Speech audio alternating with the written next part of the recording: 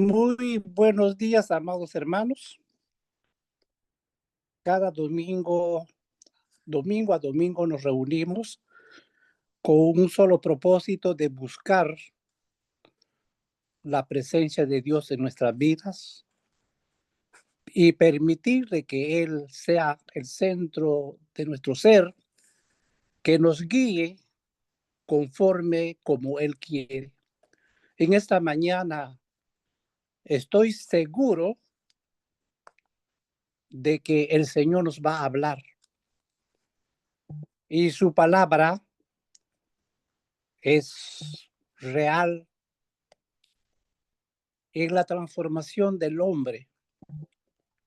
Vamos a orar un momento al Señor para que Él nos dirija qué es lo que nos va a decir en esta mañana, porque su palabra siempre es oportuna, amados hermanos. Señor, te doy gracias porque me permites en tu nombre abrir mi boca, Señor, para expresar y expresarte que te amamos, que queremos hacer tu voluntad. Usa mis labios como tú quieras, Señor. Ayúdanos a volver a las sendas de tu amor, donde la unción del Santo Espíritu haga efecto en cada uno de mis hermanos que están y que haya, Señor, sanidad del alma y del cuerpo físico, sin importar de la enfermedad, porque tu palabra, Señor, es nuestro sanador.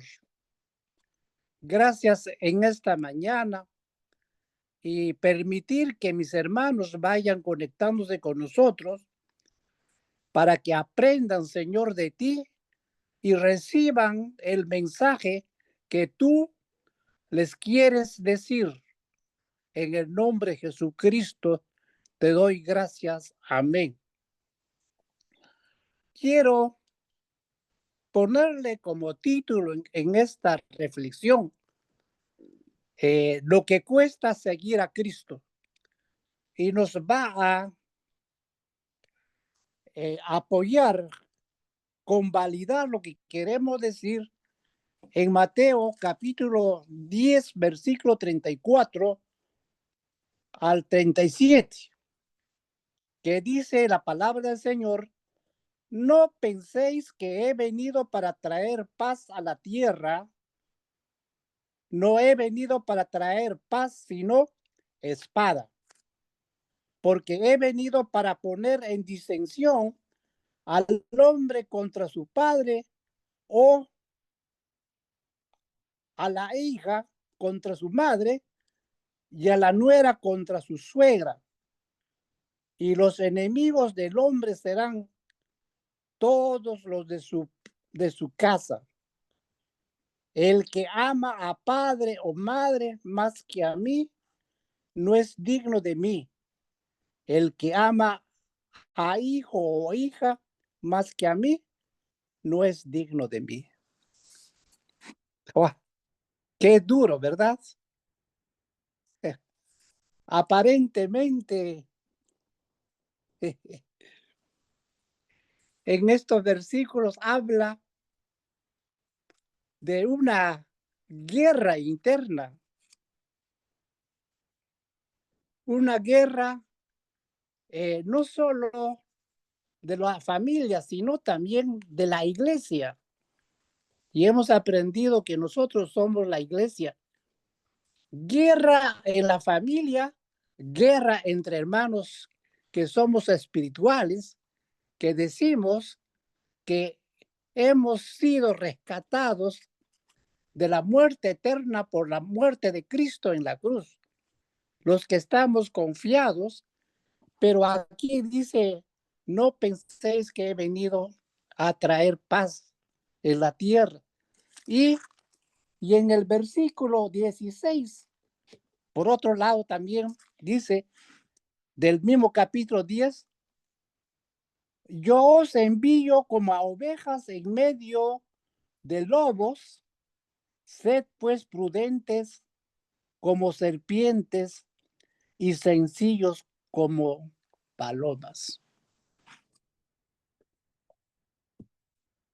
Aparentemente contradictorio sobre el tema que habla Dios a la familia en Éxodo, dando una de las instrucciones primarias de, de aparte de Dios siendo Dios, la parte central de nuestra esencia, habla de la familia de los padres, que habla honra a tu padre y a tu madre. Y aún todavía otro versículo dice, el que no honra a su padre y su madre, le trae una maldición. Fíjese, qué tremendo controversia. Por un lado te habla que los padres ocupan un lugar especial, pero por otro lado dice que él ha venido a traer disensiones entre el padre y el hijo, la madre contra la nuera, y eso es lo que nos dice. Pero lo que no entendemos o entenderemos es que seguirle a Cristo cuesta un sacrificio. Seguirle a Cristo significa muchas veces tiene que renunciar el centro y el lugar que ocupa la, la casa tuya por, por su camino. Porque el problema para un cristiano convertido, para quien ha decidido seguirle a Cristo, haya escogido a Cristo como el centro de su vida, en la casa no le van a entender. Y, y es posible que empiecen los maltratos psicológicos, físicos, porque se convierte un enemigo barato, en un enemigo de ese cristiano que cree que se ha desviado del camino de la verdad y es enemigo para la religión y es enemigo para todo el centro y la esencia de la unidad familiar.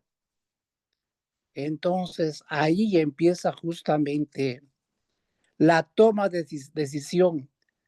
El quien haya aceptado a Jesús como su Señor y Salvador y se haya convencido de que Cristo es la solución al problema de uno y no solo de uno, sino de su familia.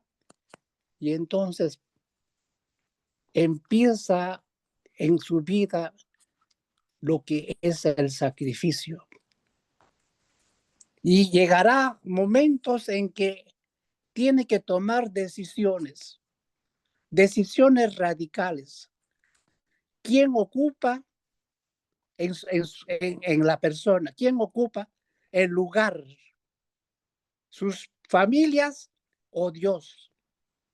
Entonces tendrá que definir definir su vida hasta seguir a Cristo solo de lejos, seguirla a Jesucristo, su cruz como un oyente más, o ser parte directo de lo que es el sacrificio a causa de su nombre. Aquí hay una paradoja donde pone prácticamente en un centro la decisión que se debe tomar. Y también encontrará en otro pasaje cuando Jesús camina para tratar de reclutar una selección de hombres y mujeres que deben, que en una etapa de transición, seguir la predicación del evangelio y encuentra a un hombre que está enterrando a su padre. Y al pasar Jesús le dice, ven y sígueme. Y ven, sígueme. Pero la persona le dijo, Señor, permítame enterrar primero a mi padre y después te sigo. Déjeme terminar de enterrarlo. ¿Y qué le contestó? Le dijo, deje a los muertos que entierren a sus muertos, pero tú ven y sígueme. Es como si estuviera yendo prácticamente sobre los sentimientos y las emociones. En este capítulo, en esta oportunidad, solamente habla un joven, porque nos está enseñando que en realidad el que no está en Cristo es un muerto andante, un muerto espiritualmente, que también está enterrando a otros muertos, igual como él. Es interesante como paradoja de poder escuchar, decirle, tú sígueme. Porque cuando Cristo te llama y nos llamó, dándonos esa oportunidad de arrepentimiento, de ser parte de Él, eso, el momento fue el lugar, el centro de la oportunidad de uno de tomar una decisión, de aprovechar el momento y ser parte y estar con Él, o pues la oportunidad terminó para Él, posiblemente otra no haya.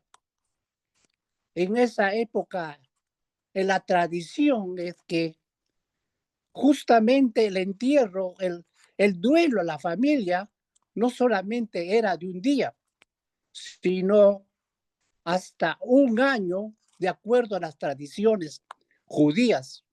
Entonces, para hablar metafóricamente, déjeme enterrar, significa los velorios, los duelos, podríamos estar entendiendo de un año. Y esto es que la persona, el ser, tiene que tomar decisiones importantes en su vida. Y cuando entramos en el capítulo 10.1, ¿qué es lo que sucede? Para que uno tome decisiones que convence de lo que expreso, de lo que hablo, de lo que vivo, entonces prácticamente en el capítulo 10 nos va a decir de Mateo. Entonces, llamando a sus 12 discípulos, les dio autoridad sobre los espíritus inmundos para que los echase fuera y para sanar toda enfermedad y toda dolencia.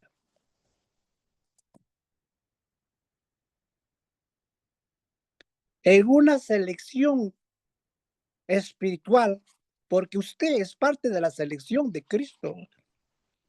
Usted está seleccionado para un propósito. Y él, al seleccionar a su gente, al juntar, al reclutar, sabe qué es lo que hace primeramente. Mire, les dice, les dio autoridad sobre los espíritus inmundos para que los echase fuera y sanar toda enfermedad y toda dolencia. Pero para que pueda cumplir ese propósito, ese mandato, tenía que haber una instrucción precisa, una misión específica de en qué consiste, cuál es su herramienta para poderse enfrentar contra espíritus inmundos, contra el ángel caído que es demonio, una legión de demonios que al hombre, por su generalidad, la Biblia habla que atormenta, lo posesiona y aleja de la palabra de Dios y de la verdad, haciéndole dudar. Entonces, Jesús, al seleccionar a estos hombres, como a nosotros, le estaba dando una instrucción precisa a dónde y a quiénes ir y por qué no ajustar, por qué salirse del mandato expreso. Y le dice que os envío una de las misiones a los judíos, llevándole esta premisa que su reino se le ha acercado a ellos para que pueda restituir esa casa de oración, casa de Dios. Los hombres ser escogidos al perderse en pecado nuestros primeros padres, y Dios en su amor restituyó con un sacrificio de la sangre de los animales para acercársele, pero su pueblo con todo no ha estado capacitado a cumplir los mandamientos del Señor Jesús. Y entonces, siendo Dios mismo, ante el fracaso de la humanidad sobre el pecado, siendo Dios mismo, se tomó de la naturaleza humana y venir en forma humana para enseñarles y explicarles que el reino de Dios estaba con ellos. Pero lamentablemente la gente, los religiosos de ese momento, no aceptaban en su condición tal como vino, porque a él mismo, al maestro mismo, le decía, cuando hacía un bien a la sociedad, al pueblo, en nombre de Belcebú, echa fuera los demonios. Entonces, de ahí que Jesús empezó a enseñar y darle las herramientas básicas, y ellos empiezan a experimentar lo que es sufrir por Cristo. Por eso hemos puesto lo que cuesta sufrir por Cristo.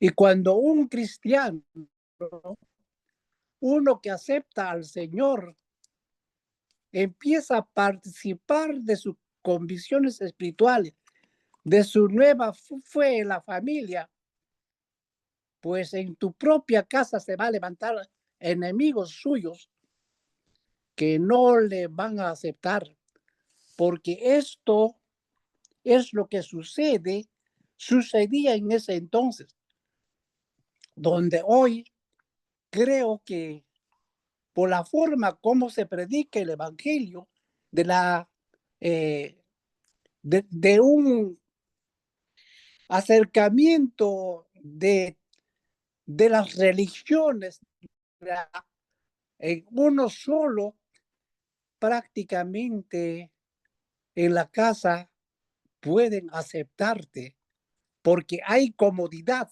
de cada uno cómo creer, pero la historia habla de que en ese entonces, no obstante que había religiosos falsos profetas, pero la iglesia del Señor tenía un lugar preponderante.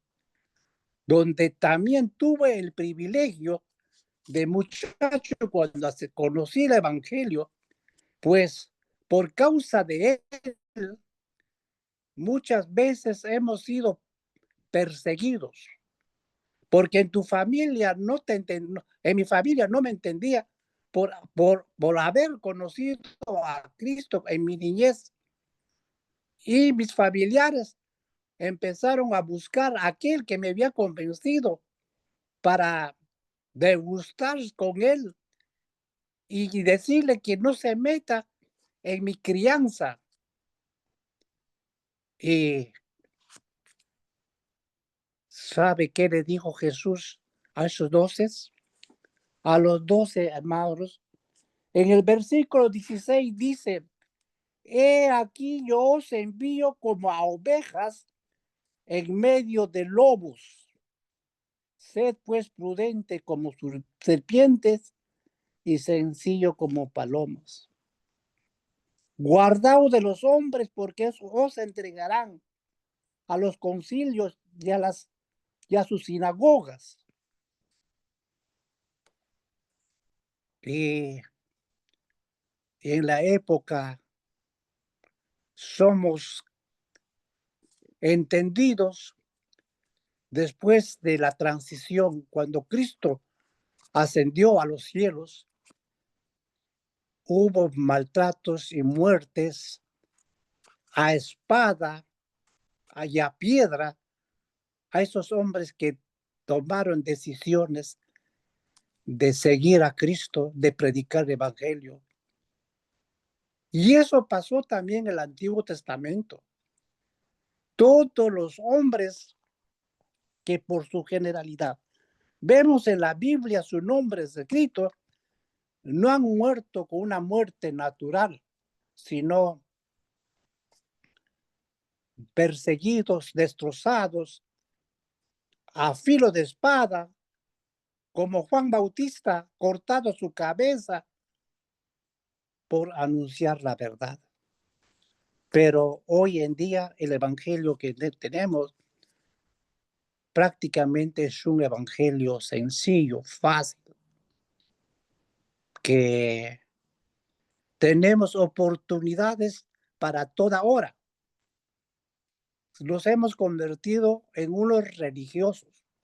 Termina la reunión de 9 a 10 de la mañana y es como decir una vitamina para el alma hasta la próxima semana, hasta el domingo, si Dios permite, en su gracia.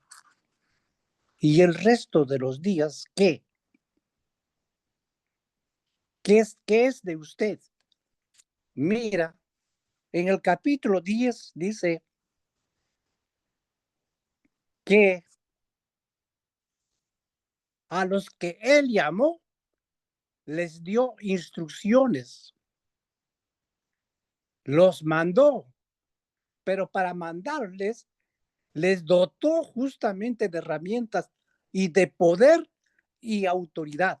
Y nosotros en la iglesia del Señor que somos, tenemos poder y autoridad sobre, sobre la enfermedad, sobre los espíritus inmundos, sobre todo pecado. Cuando nosotros expresamos en el nombre de Jesucristo, cuando aquellos hombres, dice en otro pasaje, fueron enviados 70 hombres para anunciar de Cristo, dices, regresaron después de una semana alegres, contentos, rebosantes. Mira, Señor, que en tu nombre se sujetan todos los espíritus. En tu nombre. ¿Y qué le contestó Jesús? Yo veía a Satanás ser arrojado del cielo. Cuando no estamos instruidos, no aprendemos de la palabra de Dios como la razón de nuestro ser, estamos capacitados de llenarnos de vanidad, de orgullo, porque somos el privilegiado de ser enviado por el Señor y hacer de Él las instrucciones que nos da. A través nuestro sanar enfermos, arrepentirse para el reino de los cielos. Y todo llegamos. Y eso es lo que sucede, amados hermanos, cuando uno no se nutre de la palabra de Dios.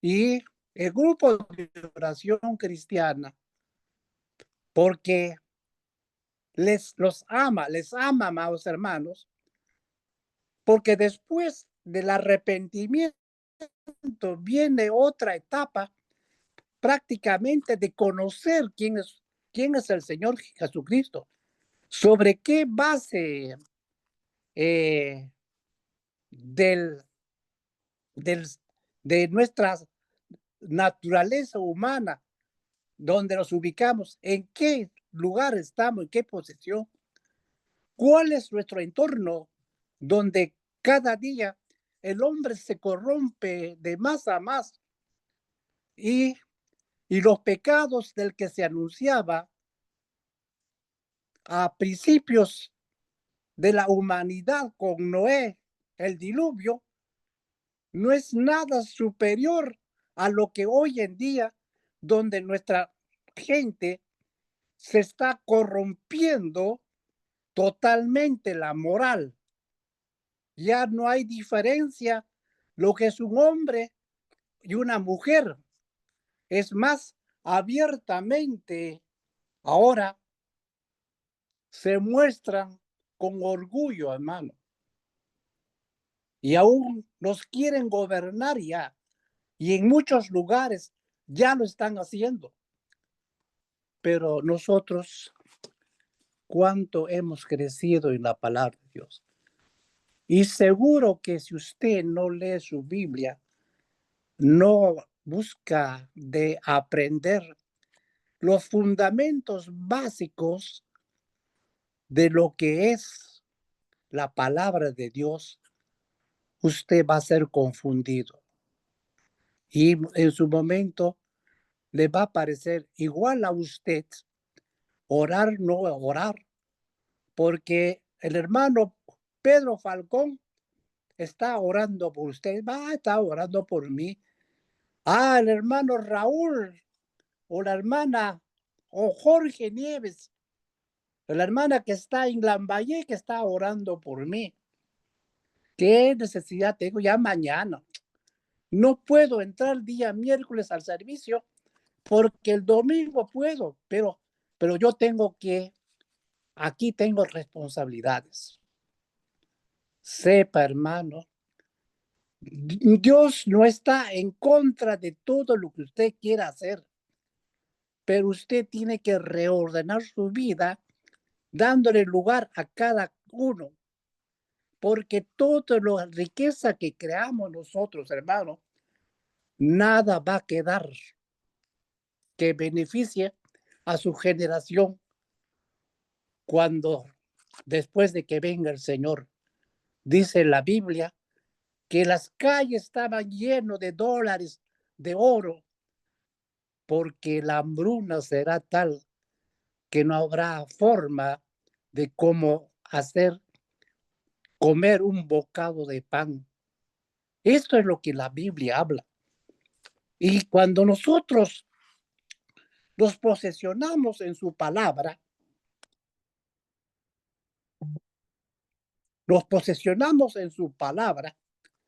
estamos en capacidad de crecer y cada día queremos conocerle más, cada día queremos escucharlo más, cada día queremos a empezar a orar, sentirnos dentro de nuestro ser un calor que irradia, que empieza a brotar lágrimas en nuestros ojos y empezamos a gritar y lo que la Biblia habla, recibiréis poder cuando os viniere el Espíritu Santo y me seréis testigos en toda la tierra. Y empieza usted está orando y empieza a sentir ese calor que de repente se le enreda sus labios y empieza a hablar otros idiomas que nunca habló. Y esto, amado hermano, está vigente, pero lamentablemente en nuestros últimos tiempos, ya hasta hablar de la presencia, la plenitud, el ejercicio del Espíritu Santo prácticamente es como una fanaticada. Perdón la palabra mal hablada posiblemente. Pero el fundamento central básico del cristianismo es usted y yo no le podemos lucharle al enemigo, al diablo, mediante nuestras fuerzas. No estamos capacitados porque es un ser poderoso.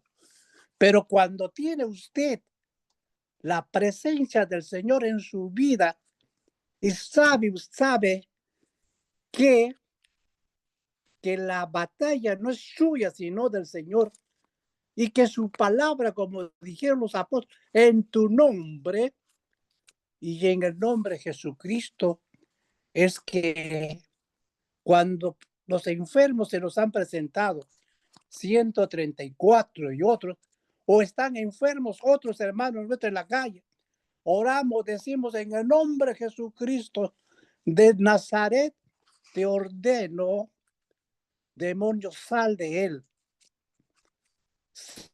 Sea liberado de todo ese espíritu inmundo, sea sanado de su enfermedad, llámese problema de colon, de próstata, qué cáncer cuando está usted en la presencia y el poder del Espíritu Santo.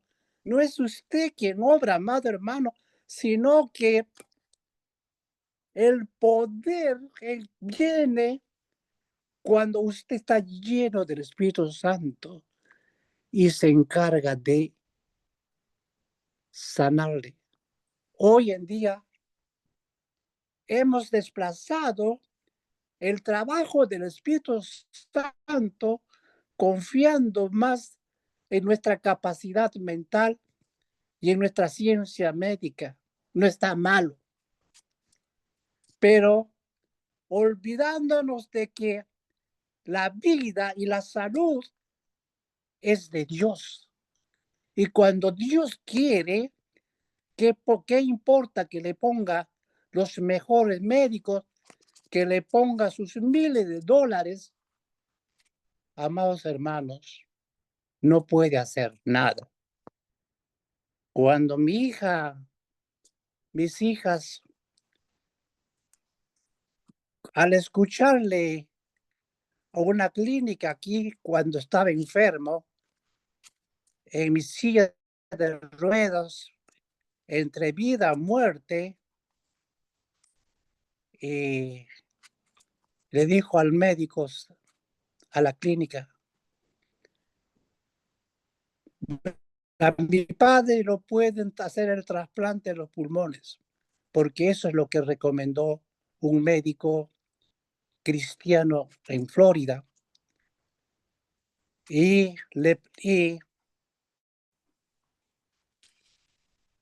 la supervisión donde toma las decisiones al verme lo que dijo el médico, que pueden hacer el trasplante de los dos pulmones, y miró en su fragilidad y juventud de mis dos hijas, le dijo, ponga usted $50,000 para que podamos tomarle cuenta, porque su seguro médico es temporal. Y prácticamente eso es lo que dijo. Y si no hay los $50,000, no le podemos consentir que entre en este lugar. ¿Y sabe qué le contestó mis hijos? Estaban en el poder del Señor, creyentes, de los cuales le puedo decir, uno sigue en el ministerio cristiano y la otra no está, no está en el mundo, pero requiere una ayuda espiritual. Le dijo, hagamos un trato, le dijo. Usted me acepta de que a mi padre le van a operar. Yo cuando quiere que deposite los $50,000 que usted pide. Pero usted lo admite como paciente. Le miraron de pies a cabeza de dónde tiene $50,000. No es que teníamos, sino que la fe, la certeza de lo que espera, porque los míos tuvieron fe. No le importaron en ese momento ese pequeño bien que habían comprado para nosotros, venderlos. El hecho es de que no me aceptaron, dijeron que vayan a otro médico, otro centro especializado. Y en esos centros especializados, cuando quisieron ya, después de tantas luchas, al evaluar, encontraron que mi pulmón izquierdo no había nada, nada, nada. Solo carne desacada. Y el pulmón derecho también como el globo desinflado. Y cuando ellos empezaron, los médicos, los especialistas, a preparar también para otra próxima evaluación, para el trasplante, y empezó a inflarse. ¿Por qué? Porque al igual que usted, muchos hermanos de iglesias oraban por mí. Y no hubo, llegó prácticamente esa una orden de retirar mi pulmón derecho que tenía. Y cuando usted está en el Señor, pueden ser muchos sus aflicciones, pero la gracia de Dios es tan poderoso que no faltará un elemento, un hermano, sin importar dónde esté, porque Dios le va a hablar y le va a decir, anda, en Charo Morales, su hermano está enfermo de tal, y ora por él para que yo lo sane. Hermanos, ese es otro tema que contarles. Pero llegó la gracia de Dios el 2016, el 23 de septiembre. Contra todo pronóstico, fui de aquí con mis oxigenitos en pulmones a Perú en una semana porque me enteré, T.B. Joshua iba a hacer una cruzada de fe en el estadio de la U. Ahí estuvo amigos míos desde ya llamándome. Y cuando él oró, lo único que hice es creerle que Dios en este tiempo podía sanarme. ¿Sabe, amado hermano?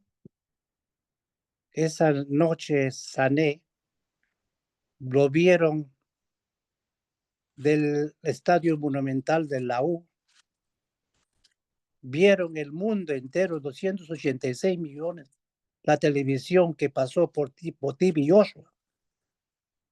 de mi testimonio en Paraguay, de lo que Dios me había sanado. Y septiembre al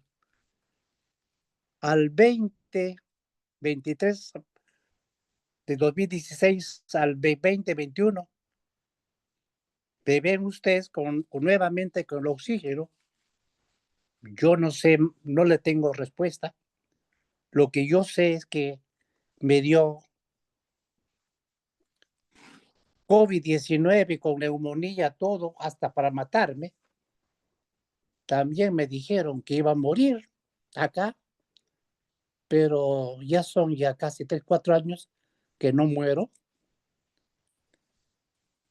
Cuando usted está anclado su fe en Cristo, sin importar de lo que usted pueda estar pasando, usted sabe que la muerte en el Señor es ganancia. Pueden hacer de su cuerpo lo que quiera, pero su alma no lo pueden hacer. Esto es Dios, hermanos. Dios en esta mañana que estamos para terminar, es el mismo de esos hermanos primitivos, de la iglesia primitiva, de la iglesia cuando yo era muchacho, 12 años, 13 años, veía sanidad en milagro, el recibimiento del bautismo del Espíritu Santo, donde las iglesias era un loquerío. Le decían esos loquitos, pero era una iglesia respetada, hermanos, no como ahora, cuando le dicen, él es un hermano, ¿cómo está? Mucho gusto, hermano. Pero no sabemos si somos hermanos lavados por la sangre de Cristo.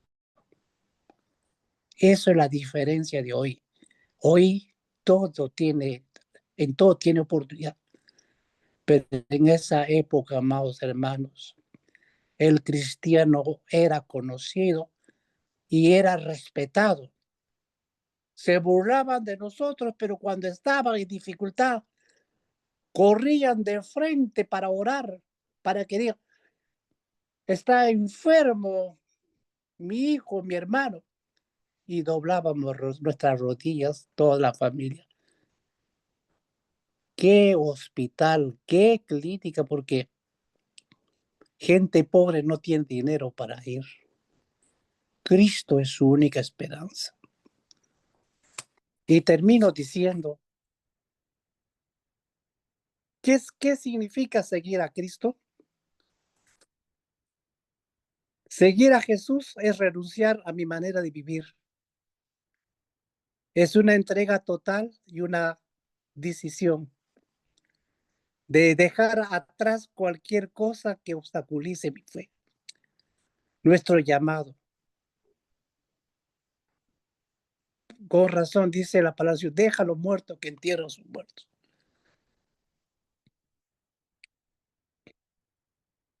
Esto es seguir a Cristo, darle la preeminencia y el lugar que le corresponde a Cristo, que le corresponde. Y nosotros gozar del privilegio de ser parte de la huella de Cristo que un día a Él hicieron, en parte o en nada, no es nada lo que recibimos. Amado Señor Jesús, gracias te doy en esta mañana por tu palabra. Señor, ayúdanos a orar con autoridad. Ayúdanos a buscarte cada día.